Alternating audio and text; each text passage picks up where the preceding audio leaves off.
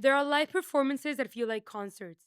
And then there are live performances that feel like someone accidentally captured a ghost. Nirvana's MTV Unplugged in New York is one of those. When Nirvana walked into Sony Music Studios on November 18, 1993, they were one of the biggest rock bands in the world.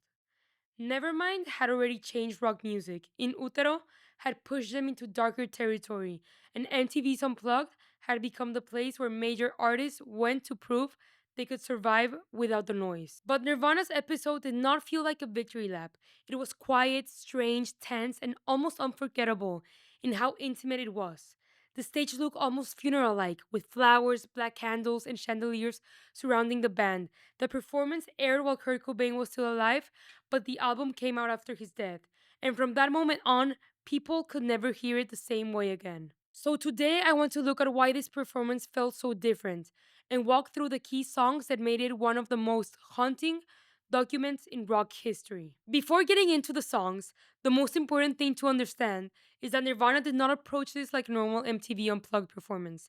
For example, lots of these artists would go to their MTV Unplugged and perform their greatest hits, and they did exactly the opposite. Yeah, like they performed 14 songs. Eight were original songs, but from those eight, only one was a bona fide hit, Mhm. and six were cover songs.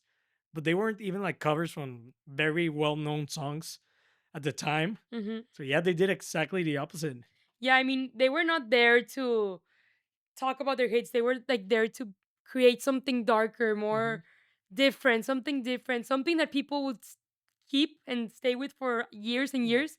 And they did exactly that. Am I right? Yeah, and something dark and personal, but not only with their music. Kurt Cobain was super involved in the stage. He requested black candles. He requested these white flowers, and the producer of MTV at the time was like, "Oh, so like a funeral," and he was like, "Yeah, exactly." And that's exactly how it feels. It just feels so intimate, something that you cannot even believe that you can feel it through a camera. And I mean, rehearsals up to this MTV performance, they were kind of chaotic because this is their first time that they're not performing like with electric guitars, like people jumping around, screaming, Raves, raves, like what mosh rave pits. the equal to what raves is right now. That was Nirvana concerts before. So they were kind of scared. Actually, like Dave Grohl's drums, they had to even change them because he would just like hit them so hard. Hmm. Like Yeah. they were not used to this. So this was like the first time seeing Nirvana in a raw acoustic setting.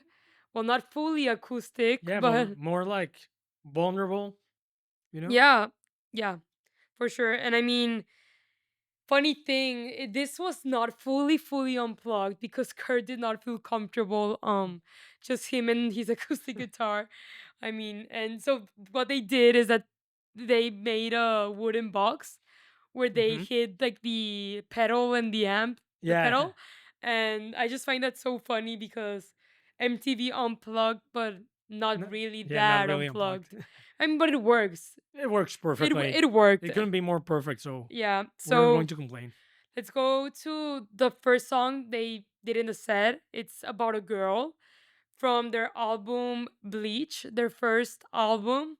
People were confused because this song at the time wasn't big. You have to understand that.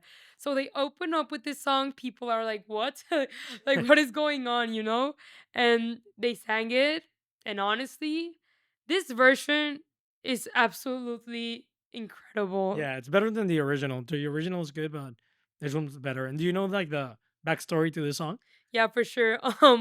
Kurt had a girlfriend, and well, Kurt at the time used to be a little, maybe how do you say, like unorganized. He didn't have a job. He didn't know what he was doing with his They life. didn't want to clean the He house. didn't want to clean the house. Am I right? I mean, we've all been there. And his girlfriend was like, "Well, you haven't even made a song for me." So Kurt went ahead and wrote about a girl, about her. But she never knew. Hmm. After years Really? later, reading a book, she realized that that song was about her. And I just That's find so that, Kurt. yeah, that's Kurt Cobain core, you know? And I And just find that absolutely amazing. yeah, I mean, from the lyrics, you can tell that maybe it wasn't the best, most healthy relationship. Yeah. And I love that song. It's one of my favorite Nirvana songs. I love like the scrappy tight guitars. Mm-hmm. I love the sarcastic, uncomfortable lyrics, Yeah, for like sure. trademark of Nirvana. But my favorite part of the of this song is like Kurt singing, like the melodies, the way he sings. I need an easy friend. I do. It's almost like Yes. something like the Beatles would do, you Yeah, know? for sure. It's so And catchy. so catchy, and it's how like he's answering to himself. And I just love Yeah, when yeah. artists start doing that. And something that I find absolutely awesome about this unplugged is that you can literally hear like the string, like the fingers gliding through the strings, and you can hear it. And I just find that Yeah. so satisfying, and I'm obsessed It with just it. makes you feel like you're there. Yeah, no, yeah, like literally every time I listen to this unplugged, I can feel that. And then they played the one and only Come As You Are. This was the biggest hit they played in the whole unplugged. Yeah. And I'm not, it's not, it wasn't a Smells Like Teen Spirit, but it was big already. I feel like they did this to be like, you know what, MTV? Here's your Come As You Are. Can we go on to what we want to Yeah. do? Like, just to get it out of the way, just to be like, here it is. Here's your trending song. I can imagine the MTV people elated, celebrating. I can I, imagine like the fans, like, yeah, we're yeah, gonna get the hits, and then being like, wait, it was just this one. you're getting ahead of yourself. Yeah, you're getting ahead of yourself. But yeah, they have Kurt Ike absolutely did that. I'm 100% sure. Do you like the song? This song is one of my favorite songs of all time. One of my favorite songs from Nirvana, of course. It's so like it's because the acoustics in this unplugged, Yeah. there's nothing like it. There's nothing like it. There's no performance like it. Like, oh, I just wish I was there. I can't believe that there's people that were actually there. I've never heard of someone that was actually there. Uh, I'm gonna look it up. But meeting someone that was there must feel like meeting a celebrity. Yeah, and honestly, I actually like this performance more than the original Hmm. because it feels like more like like I don't even know how to explain it, you know? Like it's just so raw. Yeah, more honest. Yeah, so on more honest, like you think it can be more honest, and There then he goes. there it goes. I also like that good, like watery guitar riff that's so iconic Mhm. from this song. Sounds even more murky in Mhm. this version. I think is what you say. Like you can feel that it's real as if they Mhm. were in the room with you, and you feel and listen to singers and the raspiness in Kurt's voice. Yeah, for sure. It feels colder and more hypnotic. I don't know how to Yeah. explain it. Just feels colder, Hmm. like period. Yeah. And yeah, honestly, they chose a greatest hit for this one. Hmm. And then they went ahead. We're not gonna talk about all the songs. We're gonna talk about the ones we like more, the ones we think that stand out the most in this unplugged. But for me, the one that honestly traumatizes me and that I love talking about is The Man Who Sold the World. This was a cover. No, this is was a cover by Nirvana, of course, but the original one was from David Bowie, Hmm. and the David Bowie song is great. Like I love it, but it's insane how they made Kurt Cobain and the band made this song like their own version. Yeah. Like they made it a Nirvana version, like their own. They made it their own. That's what I wanted to So say. different to the original, right? So different. I do like more this version. Yeah, me too. I mean, but when I started listening to Nirvana, I actually did not know this was a cover. Hmm. Like I thought this was just another Nirvana song. Like it just fit them so well. Like what the song is about and everything. And like it's something that Kurt Cobain would 100% talk Yeah, about. makes sense. It Makes would sense a that he hundred, chose it. yeah, it makes sense. And it's funny because David Bowie himself said like that he didn't know why he chose that song. That he would have loved to ask Kurt Cobain like why this one, you know? And I just find it so interesting. Like, yeah, why? Like he probably chose his songs with so much thought. Like he didn't just random picker, right? Like, Yeah, he was but detail oriented. yeah, for sure. My favorite part of this song is probably Chris Novoselic bass line. For me, it's one of the highlights of the performance, and it's crazy to think that he like shortly before the show began, he was still working on it. Hmm. But the bass line is magical. It drives the whole song forward. I also love the two guitars, the lead guitar from Kurt Cobain and the Yeah. rhythm guitar from Pat Smear. It just gives this new layer to the song that I really love. And I know that a lot of people got to know David Bowie's version Hmm. because of this For song. sure. And I do want to say this normally doesn't happen for me, but I do like, yeah, this cover more than the original song. And valid. You know what I like? What's crazy about this song? Before the song starts, Kurt Cobain says, like, I'm gonna screw this up. I'm gonna screw up this song. And then he just went ahead and did one of the best covers Because he of all was, time. yeah, just the humility he had. And not only did they not screw this song up, but they did the whole thing in one take. Yeah, that's insane. Yes, like many MTV Unplugs, they had to do like several takes because this is hard. This setting is hard. It took artists out of their comfort zone, Hmm. even more an artist or a band like Nirvana, Yeah, for like you sure. said earlier, and they did it all in one take. All in one take, the whole thing. Like that's part of it. Like Hmm. you can hear the conversations. You can hear like the when there's sometimes that the like the cables you can hear that are not like go off or something, and you can hear that, and that's what makes it one of the greatest live albums of all time. Am I right? Yeah, for sure. And then something super interesting about this album is that, well, at those times, it still happens today that we get special guests and we get super excited about it. Am I right? The MTV wanted Nirvana to get this huge, like, openers, right? Hmm. Like, let's make it big, let's make it huge. They actually wanted Eddie from Pearl Jam, and Nirvana was like, we're not gonna do that. We're gonna get our touring partners, the Meat Puppets, Yeah, and a band that, I mean, they were famous. They were not as famous as Nirvana, but they were well known, and Nirvana looked up to them a lot. They found a lot of inspiration from the band. They actually played three songs with the Meat Puppets. That too, "Oh Me" and "Lake Fire." Which one's your favorite from those? Lake of Fire by a mile. Yeah. I mean, I love the other two songs. Oh Me is like it's so understated, but it's Mhm. like calm. You almost feel like you're meditating on a temple. For And sure. then you got Plateau. This it's like you it makes you feel like you're in a desert, For sure, that's the feeling. like in a Western movie. Yeah. But Lake of Fire, I love it. So catchy, right? I love Lake of Fire, and it's insane how Nirvana used one of the biggest platforms. We're talking about MTV to promote a band that they loved and Mm-hmm. not what was gonna get most views. And I Yeah, respect them so much yeah. because of this. They were goats. I love the band. I Yeah, I love the love it band. so much. I love them because they're themselves and they're not scared to be themselves. Like they don't care about what people They think. don't, and also like if you think about Lake of Fire, it's a weird, like it's a weird song. It's fun.